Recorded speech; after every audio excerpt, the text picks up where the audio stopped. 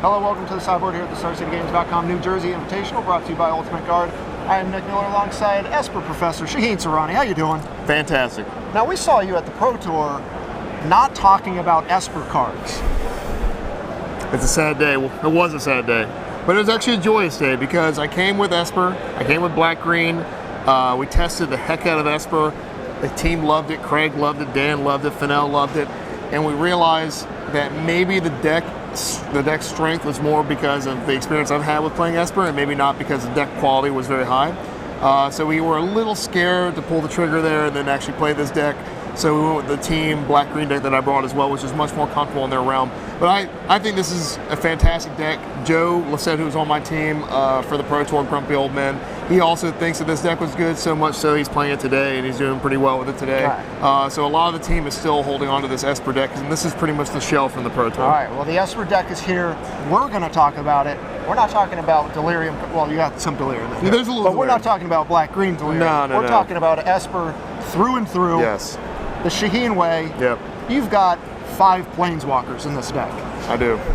Take us through them. We got Jace, Liliana, Narset, Objects, Soorani. Well, if you have the Oath of Jace, you might as well have the variety, right? Sure. You want to get your Scry 5 on. I haven't done the Scry 5 yet. I got the Scry 3 earlier, but not the Scry 5. Jace Vryn's Prodigy is a card I was stubborn on when I first started analyzing the set and building this initial Esper, because I wanted to go no creatures, but you just can't go no creatures because the card's too good. And it's just a card that's too powerful to avoid. I had it take inventory in that slot, but you have so much upside with Jason flipping it that you just have to conclude in all the control builds. Liliana is a card that I knew from the get-go is just fantastic. It's a 3-mana Planeswalker. What more do you want from it? Exactly. It does a lot of things, a lot of words on it, and it costs 3. It's going to be in the decks from now on, from now until the end of its standard time. So, fantastic card. And you have to play 1, even though you're not playing a lot of creatures, because in case Emrakul is discarded early on from Oath of Jace or Jace Vryn's Prodigy, you need to be able to bring it back, and Liliana is your 1 out to do so. Ultimate ain't bad either, and that happens more than people think. Yeah, actually, and I thought the last ability, when I first saw it, I knew the first 2 were good. I thought the last ability was like, it's a pipe dream, it's not going to happen. But it happens very easily, because there's not a lot of Ruinous Paths. The world is not safe for Ruinous Path right now. It's terrible against Band Company, it's terrible against humans, it's terrible against anything that isn't the Mirror or some really, really slow, sluggish mid-range deck. So when there's no Ruinous Path, Planeswalker stock increases, and that's why I think the Planeswalker is a good way to go today. We'll make sure we don't mention your Ruinous Path in this All right, deck. there's only one. There's only one. And that hurt. That hurt. And that's a card where I thought it was going to be a stock 3-4 of in the new format. It turned out sorceries are bad in this format early on. Later you play your expensive ones, but in the early turns you need to be able to interact with Spellqueller, and Ruinous Path is probably the worst card to align with Spellqueller removal spell-wise. So, right. Well, I've been talking with Joe, and he's made some changes too. He said you guys didn't like Narset. Right. Now Narset is still here, so clearly she has earned her spot. Right. So when we don't like it, some remove, I double down. Okay. So I agree. Narset in a lot of situations has been pretty bad.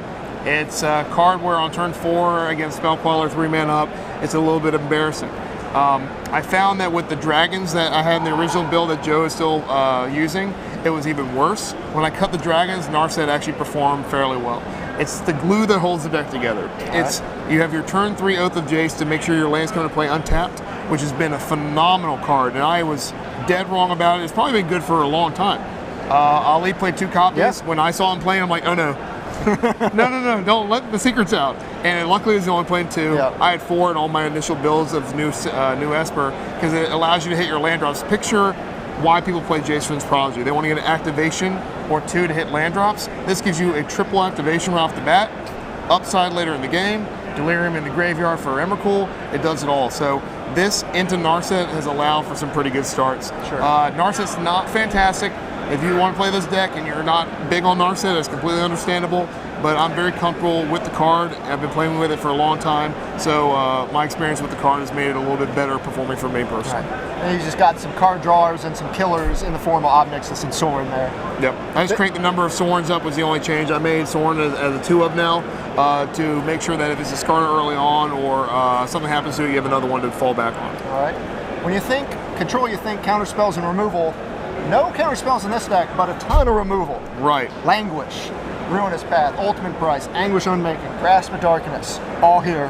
Yep. Descend upon the Sinful as well. Yep. When you just got to kill everything. Yeah, at the beginning we had no answer all, so I would Dark Petition, and then I would frantically say, oh God, Languish, I didn't even kill these 2 Sylvan Advocates. I'm getting beat down by these cards. They have a Woodland Bellower out. They have you can just name a bunch of threats that are played, especially in the green decks, Elder Defiends or Mind Benders or whatever they are. You need an answer on control. Control thrives on having options, and if you don't have an option to kill everything on the board, you're lacking. So the double white mana cost normally would be alarming, but with cards like Oath of Jace and cards like Jace Friend's Prodigy, you're able to filter 2 to get the double white, and you don't need it on 6. You need it on 7, 8, 9. Later in the game, just have it floating in your deck to be able to tutor, and it's better. And back to the no counter spells, you know, if they print a playable counter spell, I'd play it, okay? And I'm waiting for one. It's called Spell Queller. Spell Queller, yeah, it's put it on a creature again. I even like when they printed Essence Scatter, I'm like, yes, Essence Scatter. And then they made it 3 mana. Made it unplayable. I mean, we've been playing a long time, so the viewers, I'm sure, have been playing for a couple years at least. When you think Essence Scatter is too good at 2, Control is a dark day for Control. Moving on. We got Dark Petition here to find all the goodies. Transgress is your disruption. But then, of course, you've got Emrakul in here, and a Coax from the Blind Eternities here to find the Emrakul in your sideboard. That started off as a joke. Chris Vanell was playing around with it, adding it to the list, saying that it's good against Transgress. I thought he was kidding. And he was actually serious, and I actually, on Facebook before this tournament, before the invitation, I said, you were right, ... And he already knew exactly what it was. It's just such a great card against the Control Mirror and against the mid-range decks that have Transgress. Because once you get Transgress in your Emrakul list, and they have Emrakul still, there's such a huge disadvantage. So Coax allows you to do that, and it gets you to play, I get to play my pet Eldrazi in the sideboard also, which is another big reason why. Little Fathom Feeder. Fathom Feeder, whew, I love Fathom Feeder, it's great. I guess you do have one counter spell in your main deck in the form of Salumgar's Scorn, but that card's doing a lot of things. Right, it's the best counter spell against Bant Company. Being able to pass turn, and then the cast company, and then countering and killing is just phenomenal. I played against humans last round, was able to bounce a creature with the equipment on it that when it becomes unattached, they have to sacrifice it, and give another creature -3/-3, so I was able to do a lot of cool things with it. It's a card that's super versatile, and I really like having it in the deck. All right, take us to the sideboard here. More removal spells. We have some negates and actual counter spells. The best here. counter spell in format. Duress. Summary Dismissal here. I've seen someone counter an Emrakul with this, Yep. and it can't feel good from the other side. It's the dream. It's the reason why you have it in the sideboard. I also pack 2 Infinite Obliterations as insurance, but Summary Dismissal I like a lot because it's not only a counterspell that just blasts Emrakul out of the water, but it's also just a fine mirror match card or control mirror card. It's not a 4-mana counterspell seems terrible, but in a format where there's no counter wars, it's not too bad. And I actually had confirmed suspicions for a while because I just love to get people. And this is actually the only get you card that we get to play from the counterspell side. So it's a fine card. Right, but in a world where everyone's emerging Eldrazi that have cast triggers, the card gains a lot of value. Absolutely. Descended Mindbender is a card that you want to be able just to shatter and get rid of. Surprisingly enough, Descended Mindbender is one of the cards that I've actually been able to persevere through pretty easily. Even when they cast it, usually later in the game, and the decks I build have this real top-heavy curves, so it doesn't really blow me out too much. But having an option to be able to kill your sacrifice creature, counter your spell that you emerge through, it's a free one in the sideboard. So not bad. Yep. You got Dragonlord Salumgar in here and some Kalidases as well. Yep. Kalidas is great. It's a auto-include in control decks. Being able to handle prize amalgams and all these like graveyard-based cards, you have to be able to deal with them and be able to exile them. And it gets even better now because you have to play the 20 removal spells, no counter spells, so it's just a free one. So yeah, the sideboard is heavy hate on the creatures. What are the decks that are giving you problems with this, or do you think you have it finally tuned in a spot where you're really well positioned in the format? I like my matchups against most decks. I thought the Burn matchup would be a little rough, the one with Fever Divisions, the blue-red deck, but they just died Emrakul.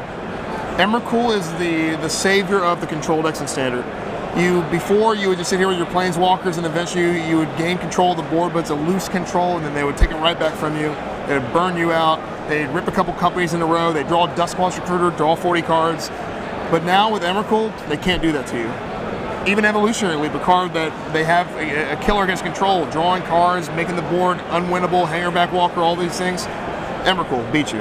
So Emrakul is the reason why control is now risen above the 50-50 realm, and then actually has some favorable matchups. I guess the only matchup like I would be a little bit afraid of is a control mirror, where like black-white, where they have Gideons and other planeswalkers as well. Those are slightly dangerous, but beside that, I think the deck's well positioned. All right, well, you heard it here. You and Joe are doing very well with this deck in the standard portion of the tournament. So hope to see you later on, crushing it as usual. Appreciate Thanks it. for joining me here in the sideboard. Stay tuned to StarCityGames.com all weekend long for the action here in New Jersey.